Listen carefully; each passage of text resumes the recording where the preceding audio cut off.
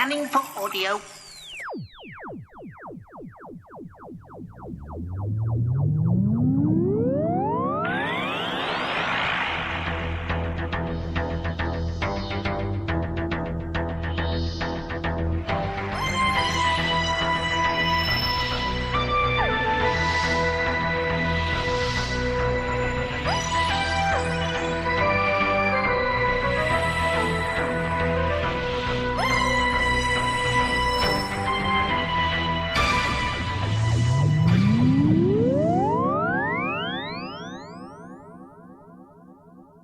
Hello and welcome to a Tin Dog podcast, number 447.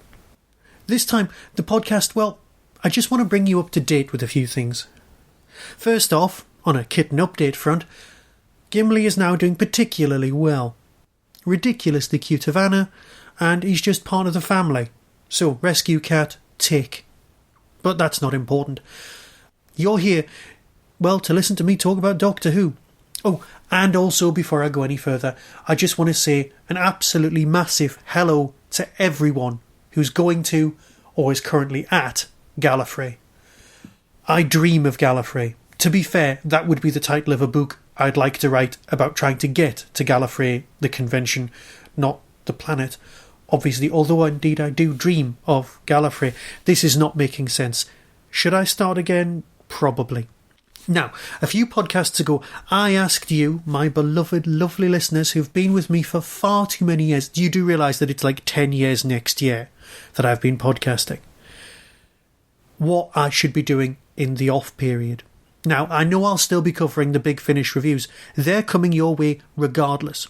But I did have three particularly nice ideas. First off, Prisoner Podcast, for which I received one email from someone going, that's a nice idea. One email, yeah, I can see you all rushing to download that RSS feed. The Game of Thrones idea, where I'd review everything one at a time, I received a grand total of 2 emails about that one. So perhaps not the read-along Game of Thrones podcast, although I'm sure that would be very popular if I actually went on a Game of Thrones list. No, the one that got the most feedback, rather bizarrely, was a rewatch of Blake 7. Of which I received quite a lot of emails for that one, saying, can we just do that from the start, let's go for it. But then I received an email that reminded me of something. I'd started, some time ago, the Big Finish retro reviews, where I'd look at the first 50 stories and work my way methodically through them all, reviewing them, so that you could have reviews of stories that no one else out there does.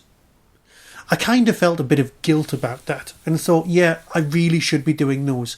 It's not a chore, listening to old audios, it's really genuinely not a chore. And of course, Big Finish are bringing stuff out. But then I felt bad about Blake 7. Well, you can't win them all. But here's a solution. Yes, I will go back, and yes, I will do the Big Finish retro. That's not a problem. But I'm still having, well, let's call it a fling with Blake 7. So how about this? Big Finish are bringing out Blake 7 audios. The people who like Big Finish and wanted me to do some sort of retro cast about the TV series, fair enough. And if anybody out there is doing a Blake 7 cast, I'm sure I'll join them. But how about this? I review, and so far there's been 7 full cast Blake 7 audios. Because if you're a fan of the original series, which I know from your emails many of you are, you may not have listened to these, and they're not being reviewed anywhere else. So I'm going to cover those. I'm going to cover the Big Finish Blake 7s. Now, I know I did the Liberator Chronicles about 200 podcasts ago, but I want to do these, and there's a lot of them, and there will be more, because they're just great. And that's not going to be the overriding review of everything, but they are very, very well made. So, Blake 7 audios from Big Finish, yes. Big Finish retro reviews, yes, and of course I'm still going to stick with what I do best. Now, that's just the update. Here's what the podcast's actually about this time. There's been 2 bits of news from Big Finish. One of them wound me up just a bit, and the other one just made me smile. First off, next year there's going to be what was advertised as the Sixth Doctor's last story. Now, when I was a kid, I did not like Colin Baker's Doctor. his TV incarnation. He has been rehabilitated, and, more importantly, I've grown up and can see what A, they were trying to do, and B, I absolutely adore the Sixth Doctor. I am a turncoat, I am not true to my roots, but you know what? I'm right. I am more right now than I was then. I've also gone back and watched the Sixth Doctor stories and know for a fact how wonderful they are. But there wasn't a story, a boxed set, similar to, say, Dark Eyes, released, announced this week, saying that the Sixth Doctor's last ever story, the story where he regenerates into the Seventh Doctor, will be made. He will get his Caves of Androzani style story, his massive arc, dealing with lots of aspects of the Sixth Doctor's time. I know we can't have any Evelyn, which is heartbreaking, but you'll be able to bookend the Sixth Doctor's time and have a proper end of time story. The threads, the reasons will all be dealt with, and that's something that's been ignored, danced around. And it's got Michael Jason in it, it's got the Valiard. We can probably get a definitive Valiard closing to the whole thing. Probably not, because it's been mentioned in the TV series, but let's leave it there. The more we look at the details, the more it makes less sense. So, this is not the end of the Sixth Doctor's reign, despite the fact that this is how it was advertised. That's what wound me up. Not the fact that they're doing an extra Sixth Doctor boxed set. That's brilliant. It's the fact that it seemed to be advertised as, this is the end of the Sixth Doctor's time. Now, they did do an end of Evelyn's time story several years before she passed away. Now, I don't want to think that Colin's not well, but we are all mortal, and it's nice to have a closing available to us all, so that when the inevitable happens to any of us, the story is there in its entirety as is. Is that an awful way of looking at this? I guess it is. Let's hope that Colin is well. Let's hope that they're all well. Anyway, that's not where I was going. My real story was, well, the second of the Big Finish announcements. And this is incredible, because they've got Kate Lethbridge-Stewart to run unit on Big Finish audio. Now, on the face of it, you go, oh, that's pretty impressive. They've got the person who runs unit now running unit on audio. That's good. But then there's this can of worms I've got over here, which I'll just unscrew the lid off and sprinkle it round, and then we can have a look. Now, the reason you can use Kate is because, strictly speaking, and that's how contracts work, strictly speaking, she existed before New Doctor Who came back. She was in downtime. She was in some more spin-off media, written about, mentioned. And that's the sort of thing that you can kind of get your claws in and push the envelope. Now, whether there's been any renegotiations with Cardiff, any mentions with the BBC, or if that line 1996 cut-off exists saying no more Doctor Who beyond this point, none shall pass. Well, I'm guessing that's still the case. But the fan in me thinks it isn't. The fan in me is thinking this is the crack in the door to get New Who and Old Who linked together. But is that a good thing? Now, everyone knows about my heartbreak at Osgood's demise.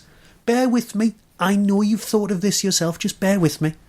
Osgood and Zygon Osgood exist in the same universe. Now, I know we've dealt with the credibility that if the original imprint person dies, then you can't have proper Osgood. Right, but let's deal with this. There is a Zygon Osgood out there, and on audio, the crossover between human and Zygon works. It's a lot easier to do. One quick sound effect and you've got somebody else playing a part. You've got a scientific officer who's an alien. Bear with me, it's an option. Now, do you also hire, I don't know, Lee Evans to be in it? It would be brilliant. The guy has apparently given up stand-up, so he's available for work. He would be very expensive in a Frank Skinnery kind of way, but if he loves Doctor Who as much as all of those interviews said, and whether that's true or not, I'll leave that up to you, then it's an option. So, do we get the characters from New Who that have worked with Kate? Or is Kate going to end up working with Big Finish people like Klein, which would be brilliant? Imagine Kate Lethbridge-Stewart up against Alex McQueen's Master, or the better current Master, as he's known in my head. They would be brilliant. So yeah, on the box, nice box set, one every 6 months, it's going to be brilliant. And of course she's just been in Mistfall, which I'll be reviewing shortly. So that's the news. There will be new unit, or Newnet, as I'm trying to get everyone to say, and no one's joining in because it's awful, but Newnet stories that will cross over between old and new Who. Are you with me on this? You can pre-order them now. This is not a commercial, this is just information. So yeah, lots of new news, lots of new directions, lots of old directions for the Tin Dog podcast. So thanks for sticking with me, almost 450 episodes. There will be more, and there will be more very, very soon. So enjoy Galley, or enjoy not Galley, and staying at home and reading about it on Twitter and being jealous, because I'm with you, and I'm on your side. Oh, and also thank you for all the emails saying how much you enjoyed the last podcast. It was just a little gag. Full service has been resumed. So until next time, run automatic sign-off system. Be seeing you.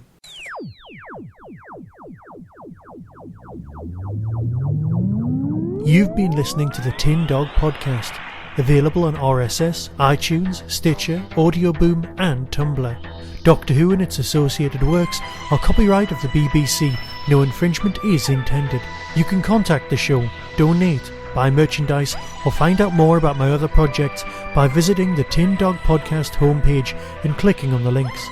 The Tin Dog Podcast is a founder member of the Doctor Who Podcast Alliance.